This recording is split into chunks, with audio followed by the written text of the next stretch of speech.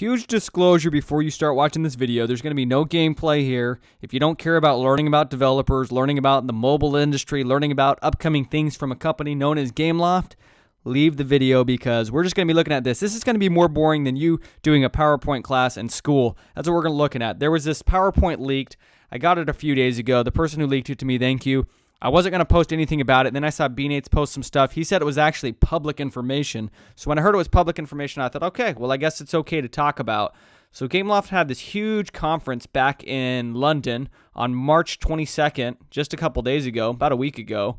But I find this stuff very interesting. I'm a big nerd, a big geek. So I thought, let's analyze the agenda. Let's look at the PowerPoint, see what Gameloft's doing. Now, here's the thing. Gameloft is the behemoth. They're the 800-pound gorilla. And when it comes down to it, I'm going to speak real plainly here. When it comes down to it, us players sometimes get mad at developers because they take games directions we don't want them to go. But when it really comes down to it, what is Gameloft doing? They're in a business, and businesses are in a business to make money, right? So they're very smart, and they're huge. They've really revolutionized what mobile gaming can do. I mean, you look at this, some of the statistics in this PowerPoint are incredible. So this PowerPoint's kind of interesting. It talks about where the mobile industry was, where it is today, where it's going to be in the future. They think it's going to be worth about $55 billion in 2019. China will be the number one market ever. In the past, you see yesterday, right here, pay per download, right? Where you just pay for a game and that was it. Then you had the free-to-play with in-app purchases. Now you have free-to-play monetization, in-app purchases, and advertising. So that's pretty interesting. We've seen it go that direction. We knew that, but they've actually put it on PowerPoint.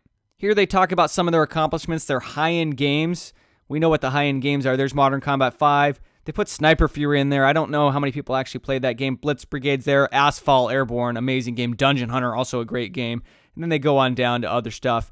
Now, Fishdicks was actually telling me this Disney Magic Kingdoms game is really, really good. It's not even meant for little kids. It's pretty fun. And then their mid-core stuff down here, and they've got their mass market in the middle. There's My Little Pony. Pretty impressive numbers here. 166 million monthly active users. That's huge. 21 million daily active users. They have 21 million people play one of their games every day. And this number's huge. 39 minutes spent on average per daily active user. So that's a big number. That's much higher than I thought. So for everybody who gets on and plays one of their games, on average, they spend about 39 minutes. So that means some people are probably playing for hours and some for a few minutes, but the average is about 39 minutes per player. That's a lot of time, much higher than I was expecting.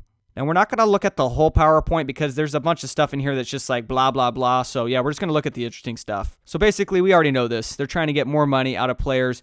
Now, how is Gameloft able to do this? A lot of people said, well, the player base is leaving their games. They're frustrated with the new monetization because Gameloft makes really good games. And when you make a really good game like we've seen recently with Clash Royale, players will stick with that game. They'll continue to spend money on the game over and over. That's important. So as much as people get frustrated, and myself as a player, I get frustrated with Gameloft updates. Again, they're a business. They're in it to make money, and their games are good. Let's face it. Their games are really good. We play their games. They make awesome games, and so they can do some of this. Now, this is interesting. Here they're showing their revenues per activity. The main thing is this purple line here. HD, I don't know, HD, high definition maybe. In-app purchase, though. You see in-app purchase moving way up. That's where they're getting their revenue. Their download links, all these other revenue streams have gone down. Ads have started to come up. So you see where they're focused. They're focused on ads and in-app purchases. So their games are going to have a lot of ads. Their games are going to have a lot of in-app purchases. That's where it's going. This is kind of cool. They have 15 studios around the globe. Everybody knows about Gameloft Montreal. They made some of the best Modern Combat games out there. They've got all these studios all over the place. I had no idea they were this big. They have 6 deployment studios to adapt games to all platforms and markets. Look, they're all in Asia. Again, they're trying to get in Asia. They know that's a high growth area. Now, this number's huge. For a mobile game developer, they have 5,492 employees. That's crazy. And then over here, I thought this was kind of funny. They have 112 employees just dedicated to one thing and one thing only. Anti-hacks. That's pretty hilarious. Hackers can ruin a game so fast. Now here they look at one of their games, Asphalt. I love Asphalt. They make great racing games. I love all the Asphalt games. But you look at, again, the revenue here back in 2004. That's like when Nintendo DS was big. Kind of the pay per download. You just paid once. Then they had Paymium. Now they've got Freemium. So that's the trend. They're doing Freemium. For the first time, before they did pay per download, we got mad when they switched to freemium. They're going to continue to do freemium, and all the games are going to have ads. Now, this one was really interesting. This is kind of main lessons they learned. 2014, too many games for kids. Kids don't have money. Parents don't like their kids to play video games. They probably don't want to give them money for video games. We already talked about the next one. They want to move into the Chinese markets. So 2015, they're going to have less titles, but higher quality proven gameplay formulas. Now, in the past, in 2014, they were releasing 15 to 20 games. Now they're only going to do 8 to 12. And they're going to focus on top studios. I guess they had 25 studios before. I heard, this isn't confirmed in the PowerPoint, but I heard that Gameloft had laid off a bunch of people. Now they're only going to have 15 studios, and studios are going to specialize.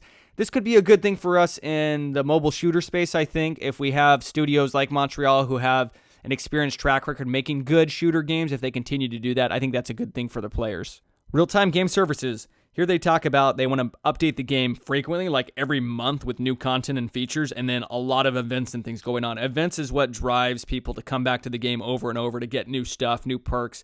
I saw that in Respawnables. Modern Combat 5 is doing a lot. Events really drive engagement. That's why they're going to go that way. Now, the moment we've all been waiting for. What games are they going to be releasing?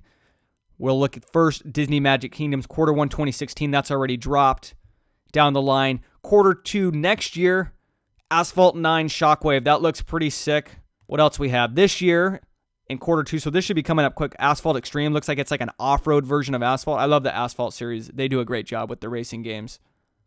Later this year in Q3, Gangster New Orleans. I know a lot of people play the Gangster series. I've never got into them, but I hear they're pretty awesome. Dungeon Hunter 6 coming Q4 next year. That's a huge game. One of their best games they've ever made. And then the one we're talking about in our genre is Q4 this year, which means around, somewhere when you're going back to school towards the end of the year. Modern Combat Versus. Now, here's some concept art. You have this screenshot. You have these two screenshots. Everybody was getting all excited. They're starting to speculate already. My thoughts on that, I just want to remind you guys, when they announced Modern Combat 5, they had a full release trailer. They had concept art, all this stuff. The game actually didn't release for 2 years. I'm not getting my hopes up. I don't really want to speculate for like 2 years like we did with Modern Combat 5. I mean, that's all we talked about for 2 years, and everybody was always frustrated because it kept getting delayed.